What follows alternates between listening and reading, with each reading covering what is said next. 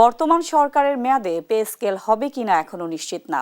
এ নিয়ে কমিশন কাজ করছে জানিয়ে অর্থ উপদেষ্টা ডক্টর সালেউদ্দিন আহমেদ বলেন, প্রতিবেদন হাতে পেলে বলা যাবে। মঙ্গলবার সচিবালয়ে সরকারি ক্রয় সংক্রান্ত উপদেষ্টা পরিষদের বৈঠক শেষে ব্রিফিংয়ে এসব কথা জানান তিনি। এ সময় এলপিজি সংকট নিয়ে সরকার দীর্ঘমেয়াদী পরিকল্পনায় কাজ করছে বলেও জানান।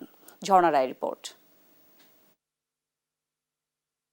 দীর্ঘদিন ধরেই পে স্কেল নিয়ে চলছে জল্পনা কল্পনা, তবে তা নির্বাচনের আগেই আলোর মুখ দেখবে কিনা তা নিশ্চিত করতে পারেননি অর্থ উপদেষ্টা সালেউদ্দিন আহমেদ।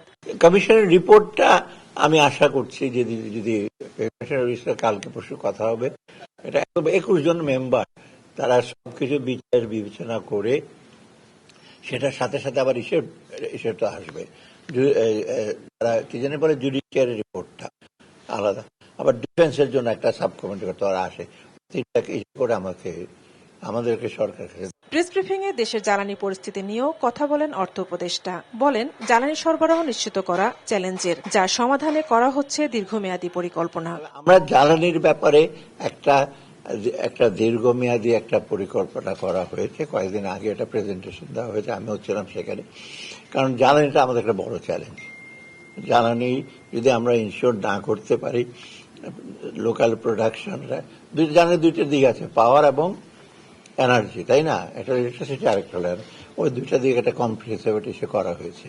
নির্বাচন উপলক্ষে বড়িয়ন ক্যামেরা কেনার অর্থায়ন প্রসঙ্গে তিনি বলেন, স্বরাষ্ট্র মন্ত্রণালয়ের কাছে থাকা অর্থেই কেনা হবে ক্যামেরা। এ সময় সম্প্রতি বাংলাদেশ নিয়ে ইরান ও নেপালের করা মন্তব্যের জবাবে উপদেষ্টা বলেন, কোনো দেশ একই সরল রেখায় চলে না, বাংলাদেশ ভালো করছে।